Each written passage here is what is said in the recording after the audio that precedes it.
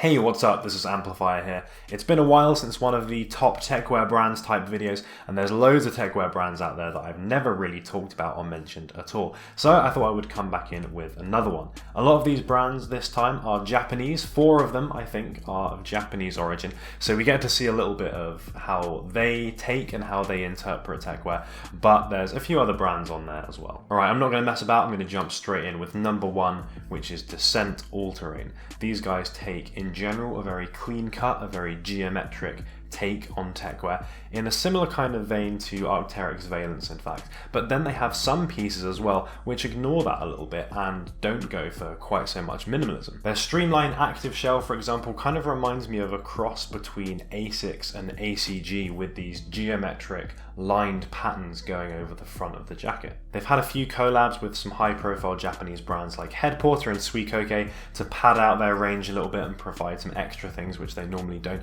and both of those collections, in fact, I think have been pretty solid. Aside from that stuff, it's also worth noting some of the pieces they do with some interesting colours. For example, they use this celestial white colour, they call it, with 1 or 2 jackets and some other bits. It's quite unusual to find that sort of colour in techwear, and I think it looks pretty nice, honestly. So if you want to mix things up a little bit but still keep a very monochrome palette, then that's definitely something to consider. Retail is quite expensive, it's around ACG kind of level, but I do get the impression that this stuff is fairly good quality. And it can occasionally pop up on sale as well. There's a few things left on end at the moment, and I think a few other websites are likely to have some of this stuff reduced as well. So if you have a little hunt around, you might just be able to find something at a decent price. Number 2 on the list is Tilak. This is one of the non-Japanese brands from this list. These guys are from Czech Republic.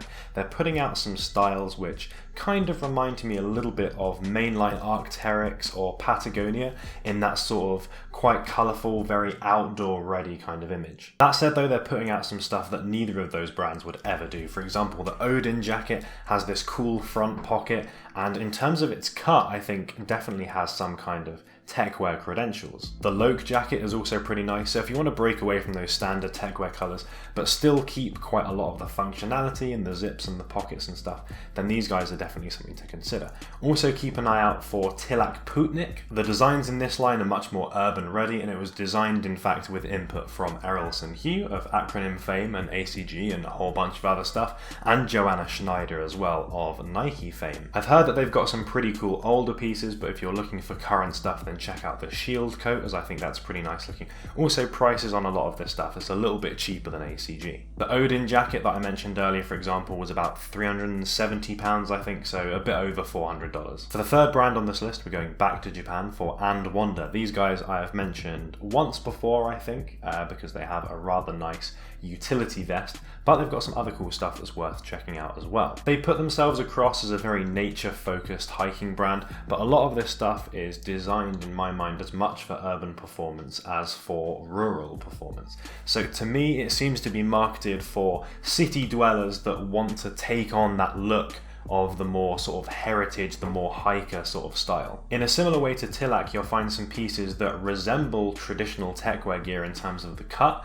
but then use a very different colours. For example, this bright green here, and there's also quite a cool gradient set of clothes, which is probably these days the closest thing that you're ever going to get to a J28K at a reasonable price, and it's probably better performance as well. They have a few cool bags as well, and some of their past collections have been quite nice as well, so if you keep an eye on the second-hand market, you might see some of this stuff pop up occasionally. Number 4 is Alk Phenix. These guys have a very active wear take on techwear. A lot of the layers are very light, designed for wearing together, a kind of interlinked system that you can take things on and off at will, basically. You can tell from the lookbook alone that lightweight performance and flexibility are both things that are very, very important for this brand. You'll also notice that pretty much all the pieces come in pretty much the same sort of colour tones, so this brand for me I think is designed to be mixed and matched, kind of worn as a system. I think they have some cool looking base layers, some shorts and bags as well. So this could be one of the better summer techwear brands, in fact.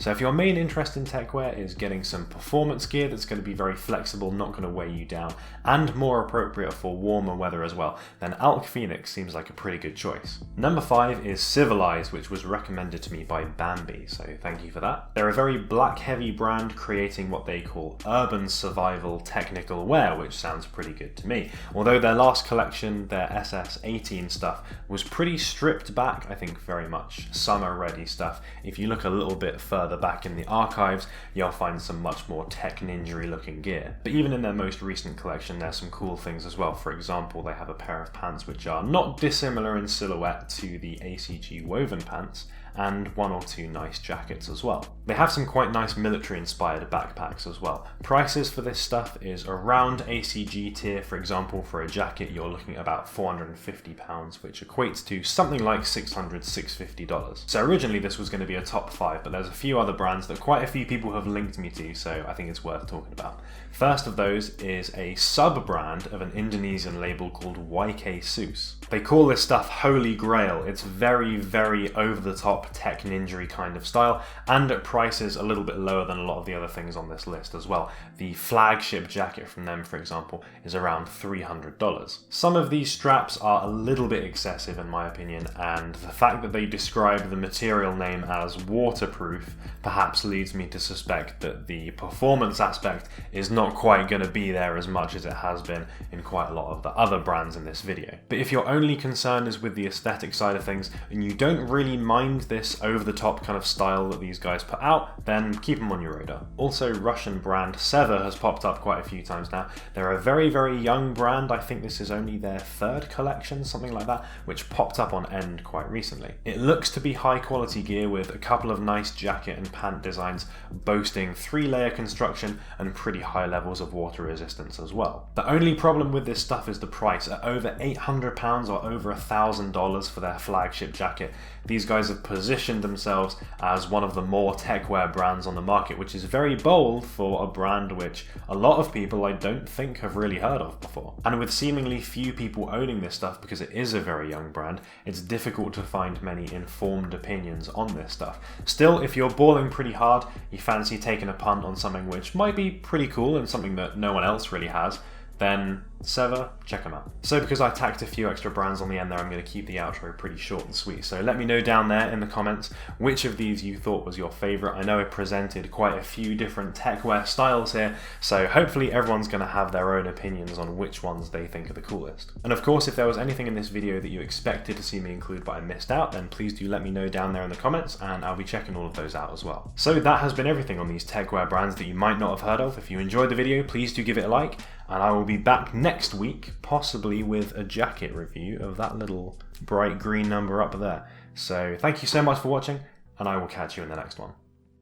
Shout out Cthulhu, yes, I'd like to do some cool closet tour type stuff, because there's some bits back there that I've not really talked about that much, but I'm definitely going to have to give it a nice, catchy clickbait title. And shout out James Cannon, yes, I do agree, you do have to be careful with incorporating military things into standard outfits, especially when it comes to like chest rigs, vests, gun holsters as well. You have a danger of crossing into costume territory. But as long as you do these kinds of things tastefully, then I think it's okay. Thanks for making it all the way to the end of the video. If you want to catch some more stuff, there'll be links going up there, as per usual, unless I forget, as per usual. Or if you want to subscribe, you want to check out more videos when they come out in the future, because they're going to be coming out every single week, then hit that little button over there, and you can do that.